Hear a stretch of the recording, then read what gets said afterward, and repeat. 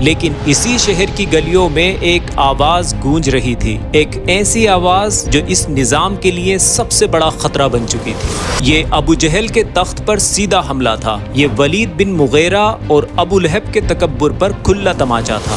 انہوں نے آسمان کی طرف اشارہ کر کے کہا، اے محمد، آپ کہتے ہیں کہ آپ کا رب ہر چیز پر قادر ہے، اگر آپ واقعی سچے نبی ہیں تو اس چاند کے 2 ٹکڑے کر کے دکھائیے۔ لگتا ہے ابو طالب کے بھتیجے کا جادو اب پوری زمین پر چلنے لگا ہے اور وہ اپنے کفر پر قائم رہے۔ السلام علیکم ورحمۃ اللہ وبرکاتہ۔ صدیوں سے آسمان کا ایک خاموش مسافر ہے چاند۔ اس نے زمین پر فرعونوں کے عظیم و شان محل کو بنتے ہوئے اور پھر وقت کی دھول میں مٹتے ہوئے دیکھا ہے۔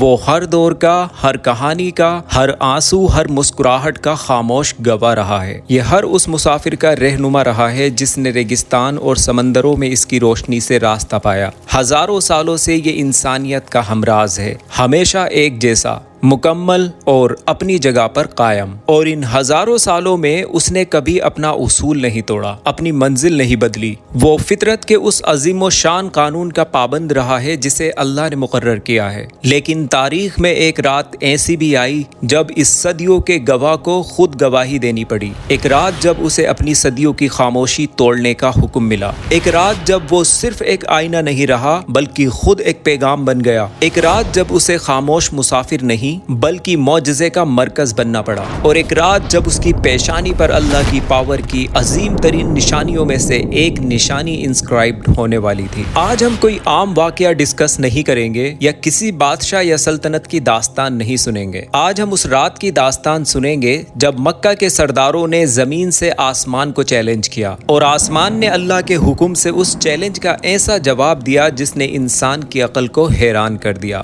ہمارے اس دور میں جب سائنس اینڈ ٹیکنالوجی نے بہت ترقی کر لی ہے تو کچھ لوگوں کے ذہن میں یہ سوال آ سکتا ہے کہ کیا ایسا ہونا عقلی طور پر ممکن ہے؟ کیا اس کا کوئی سائنٹیفک پروف موجود ہے؟ تو سب سے پہلی بات یہ سمجھنا ضروری ہے کہ معجزہ یا میریکل کہتے ہی اس چیز کو ہیں جو انسانی عقل اور سائنس کے قانون سے اوپر ہو۔ اگر کوئی چیز سائنس کے اصولوں سے ثابت ہو جائے تو وہ معجزہ نہیں رہتی بلکہ ایک سائنٹیفک حقیقت بن جاتی ہے۔ معجزات پر ایمان لانا دراصل اللہ کی قدرت پر ایمان لانا ہے۔ جو ذات اس پوری کائنات کو ایک کن کہہ کر بنا سکتی ہے، اس کے لیے کیا چاند کے 2 ٹکڑے کرنا کوئی مشکل کام ہے؟ مذہب یا ریلیجن میں کچھ ایسی باتیں ہوتی ہیں جو انسان کی عقل اور سائنس کے لوجک کے بالکل خلاف لگتی ہیں۔ نارمل سوچ والا انسان انہیں سمجھنے کی کوشش کرتا ہے اور کنفیوز ہو جاتا ہے، لیکن اصل میں یہ چیزیں ایمان کا امتحان ہوتی ہیں۔ اللہ تعالیٰ کبھی کبھی اپنے پیغمبروں کو ایسے معجزات دیتا ہے جو انسان کی سمجھ سے پرے ہوتے ہیں۔ یہ معجزات اللہ کی قدرت، اس کی طاقت، اس کے ثبوت ہوتے ہیں اور یہ دکھاتے ہیں کہ سائنس اور لوجک کی ایک لمٹ ہے اور اس لمٹ کے آگے صرف اللہ کا نظام چلتا ہے۔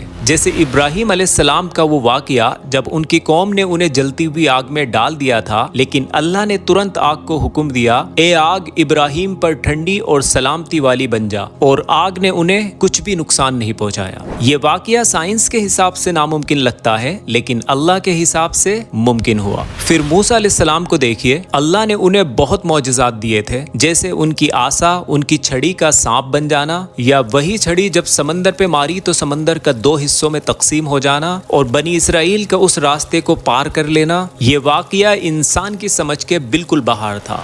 فرعون اور اس کی فوج تو ڈوب گئی لیکن موسیٰ علیہ السلام اور ان کی قوم حفاظت کے ساتھ نکل گئی۔ ایسے ہی عیسیٰ علیہ السلام کو اللہ نے عظیم معجزات عطا کیے۔ اللہ کے حکم سے وہ اندھوں کو دیکھنے کی پاور دیتے تھے، بیماروں کو شفا دیتے تھے اور یہاں تک کہ اللہ کے حکم سے مردوں کو زندہ کر دیتے تھے۔ لوگ حیران ہو جاتے تھے کہ یہ سب کیسے ممکن ہے، لیکن یہ سب اللہ کی قدرت تھی جو عیسیٰ علیہ السلام کے ذریعے ظاہر ہوتی تھی۔ سلیمان علیہ السلام کو اللہ نے ایسے معجزات دیے تھے جو کسی اور کو نہیں ملے۔ ان کے پاس جنات اور ہواؤں پر کنٹرول تھا۔ ہوا ان کے لیے ایک ہائی سپیڈ ٹرانسپورٹ بن جاتی تھی، جہاں وہ جانا چاہتے تھے انہیں لے جاتی تھی۔ جانور اور پنچھی ان کی زبان کو سمجھ کر بات کرتے تھے۔ قرآن میں ذکر ہے کہ سلیمان علیہ السلام نے ملکہ بلقیس کا عرش ایک پلک جھپکتے ہی اپنے پاس منگوا لیا تھا۔ یہ سب انسان کے لیے سوچنے والی بات ہے کہ اللہ اپنے بندوں کو کیسا علم اور قدرت عطا کرتا ہے۔ داؤد علیہ السلام کو دیکھیے، اللہ نے انہیں بہت خوبصورت آواز دی تھی۔ جب وہ زبور پڑھتے تھے تو پہاڑ اور پرندے ان کے ساتھ تسبیح کرتے تھے۔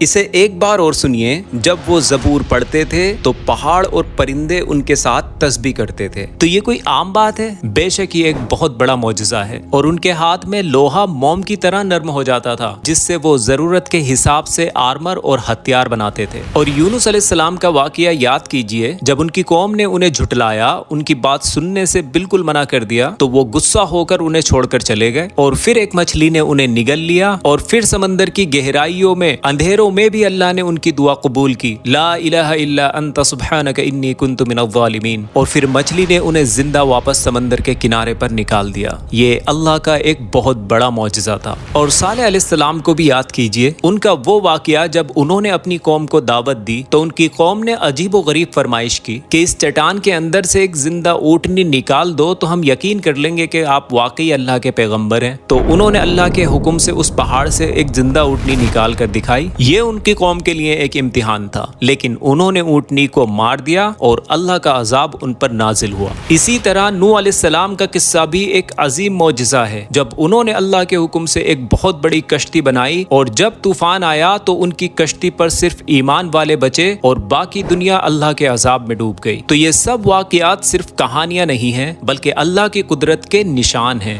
یہ ہمیں یاد دلاتے ہیں کہ انسان کی سائنس اور لاجک کی ایک لمٹ ہے، اور اس لمٹ کے آگے صرف اللہ کا نظام چلتا ہے، اور وہی اصل حقیقت ہے۔ ہمیں یاد رکھنا چاہیے کہ اللہ تعالیٰ معجزات اس لیے نہیں دکھاتا کہ وہ سائنس کی کتابوں میں ثابت ہو سکے، بلکہ اس لیے دکھاتا ہے تاکہ لوگ اس کی قدرت کو پہچانیں اور اس کے نبیوں پر ایمان لائیں۔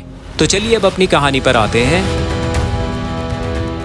اس کہانی کا سینٹر ہے مکہ، ہجرت سے 5 سال پہلے کا مکہ، عربوں کا سب سے عظیم شہر، جسے اپنی شان اور تجارت پر فخر تھا۔ ہر سال ہزاروں لوگ یہاں آتے تھے اپنے بزنس کے لیے اور کعبے کا طواف کرنے کے لیے۔ لیکن اس شہر کی ہوا میں بت پرستی گھل چکی تھی اور لوگ ایک اللہ کی عبادت سے دور تھے۔ کعبہ جو ابراہیم علیہ السلام نے توحید کے لیے بنایا تھا، اب شرک کے اندھیروں میں ڈوبا ہوا تھا۔ کعبے کے اندر اور اس کے آس پاس 360 بت کھڑے تھے، لات، عزا، منات اور بھی انگنت دیوی دیوتا۔ قریش کا پورا نظام ان بتوں کی پوجا پر ہی چل رہا تھا۔ ان کی سرداری، ان کا بزنس سسٹم، ان کی سیاست، سب کچھ اسی کے گرد گھوم رہا تھا۔ لیکن اسی شہر کی گلیوں میں ایک آواز گونج رہی تھی، ایک ایسی آواز جو اس نظام کے لیے سب سے بڑا خطرہ بن چکی تھی۔ یہ آواز تھی اللہ کے آخری نبی محمد بن عبداللہ صلی اللہ علیہ وسلم کی۔ آپ فرما رہے تھے، یا قوم قولوا لا الہ الا اللہ تفلحون، اے میری قوم کہہ دو کہ اللہ کے سوا کوئی معبود نہیں ہے، تم کامیاب ہو جاؤ گے۔ یہ صرف ایک جملہ نہیں تھا، یہ ایک انقلاب تھا۔ اس ایک کلمے میں قریش کی سرداری کے تاج کو گرا دینے والی قوت تھی۔ یہ ابو جہل کے تخت پر سیدھا حملہ تھا، یہ ولید بن مغیرہ اور ابو لہب کے تکبر پر کھلا تماچا تھا۔ یہ ان کے تجارتی فائدے جہاں بتوں کے نام پر تجارت ہوتی تھی، اس کے لیے سب سے بڑا خطرہ تھا۔ قریش سمجھ گئے کہ یہ آواز اگر اور گونجی تو ان کے بزرگوں، ان کی سیاست اور ان کا پورا اکونومک سسٹم گر جائے گا۔ اس لیے انہوں نے نبی کریم صلی اللہ علیہ وسلم کو ہر طرف سے روکنے کی کوشش کی۔ کبھی دولت کا لالچ دیا، کبھی دھمکی دی، کبھی ظلم کیا، لیکن جب کچھ کام نہ آیا اور ان کی ساری طاقتیں بے اثر ہو گئیں، تب انہوں نے ایک نیا طریقہ اختیار کیا، بحث اور پوائنٹ لیس آرگیومنٹ کا۔ جیسے آپ صلی اللہ علیہ وسلم سے عجیب و غریب سوال کرنا، ایسے معجزات کی ڈیمانڈ کرنا جو ان کے لیے صرف مذاق تھا، اور یہ ان کا نیا ہتھیار بن چکا تھا نبی کریم صلی اللہ علیہ وسلم کی دعوت کو دبانے کے لیے۔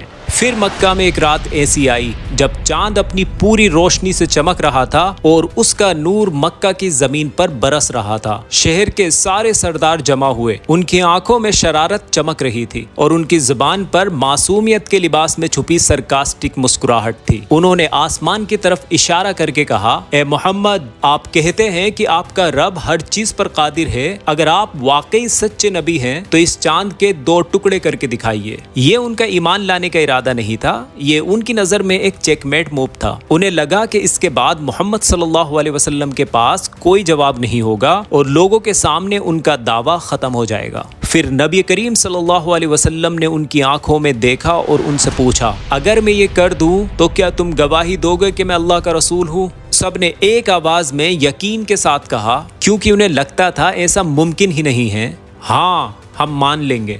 پھر آپ صلی اللہ علیہ وسلم نے اپنے ہاتھ دعا کے لیے اٹھائے۔ اب بات زمین سے نکل کر آسمان تک پہنچ چکی تھی۔ مکہ کے سرداروں نے آسمان کو چیلنج کیا تھا اور اب آسمان جواب دینے والا تھا۔ وقت جیسے رک گیا، ہوائیں تھم گئیں، مکہ کی گلیوں کا شور گہری خاموشی میں بدل گیا، سب کی پلکیں جھپکنا بھول گئی۔ نبی کریم صلی اللہ علیہ وسلم نے دعا کے بعد اپنی انگلی چاند کی طرف اٹھائی اور اللہ کے حکم کن سے وہ عظیم سیلیسٹیل باڈی پھٹ کر دو حصوں میں تقسیم ہو گیا، جیسے کوئی مٹی کا پیالہ ٹوٹ کر بکھر جائے۔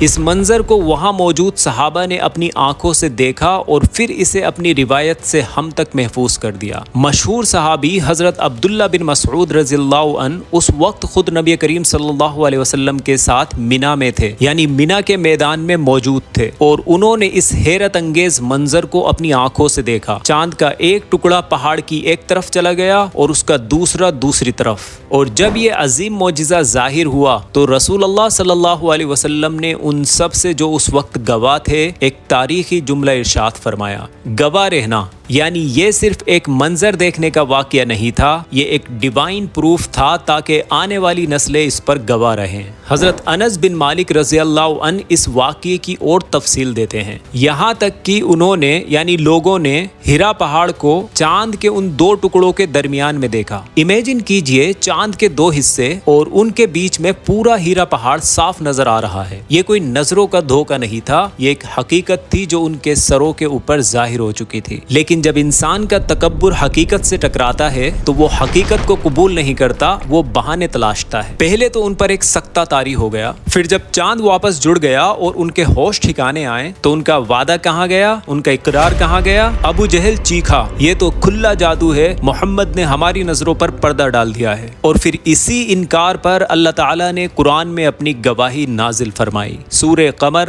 آیت 1 سے 2۔ قیامت قریب آ گئی اور چاند پھٹ گیا، اور اگر وہ کوئی نشانی دیکھتے ہیں تو منہ پھیر لیتے ہیں اور کہتے ہیں یہ تو مستقل جادو ہے۔ اللہ نے ان کے دلوں کا حال کھول کر رکھ دیا۔ انہوں نے بہانہ بنایا، ٹھیک ہے مانا اس نے ہم پر جادو کر دیا، لیکن یہ پوری دنیا پر تو جادو نہیں کر سکتا۔ باہر سے آنے والے قافلوں کا انتظار کرو اور ان سے پوچھنا کہ کیا انہوں نے ایسا کچھ دیکھا ہے۔ دن گزرے، جب دور دراز سے سفر کر کے قافلے مکہ پہنچے تو ان سرداروں نے ان سے پوچھا، کیا تم نے اس فلاں رات آسمان پر کوئی عجیب چیز دیکھی؟ ہر طرف سے ایک ہی آواز آئی، ہاں ہم نے اس رات چاند کو 2 الگ الگ حصوں میں دیکھا تھا۔ اب ہر گواہی ان کے خلاف جا چکی تھی، لیکن جسے نہیں ماننا ہوتا اس کے لیے 1000 دلیلیں بھی بیکار ہیں۔ انہوں نے اپنے آخری اور سب سے کمزور بہانے کا سہارا لیا اور کہا، لگتا ہے ابو طالب کے بھتیجے کا جادو اب پوری زمین پر چلنے لگا ہے، اور وہ اپنے کفر پر قائم رہے۔ یہ داستان یہاں ختم نہیں ہوتی، اس کا اصل پیغام اب شروع ہوتا ہے۔ آخر اس عظیم و شان معجزے کا مقصد کیا تھا؟ پہلا مقصد یہ اللہ کی طرف سے اپنے آخری نبی صلی اللہ علیہ وسلم کی تصدیق کا اعلان عام تھا، پبلک ڈکلیریشن تھا۔ دوسرا مقصد یہ قیامت کے قریب ہونے کی ایک زندہ نشانی تھی،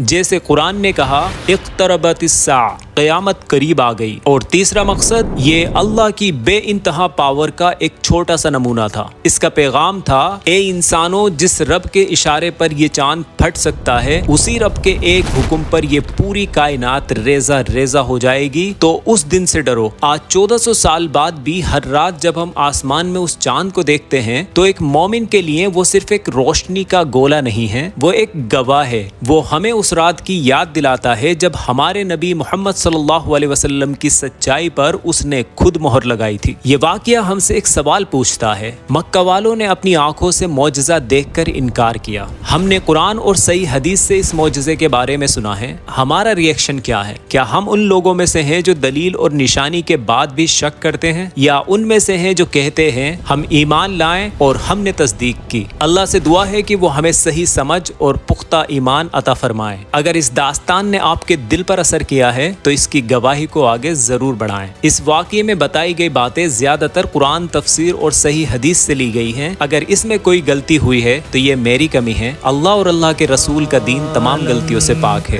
ستاروں سے یہ چاند کہتا ہے ہر دم، تمہیں کیا بتاؤں وہ ٹکڑوں کا عالم، اشارے میں آقا کہ اتنا مزہ تھا کہ پھر ٹوٹ جانے کو جی چاہتا ہے۔ Thank you for watching the video. اللہ حافظ۔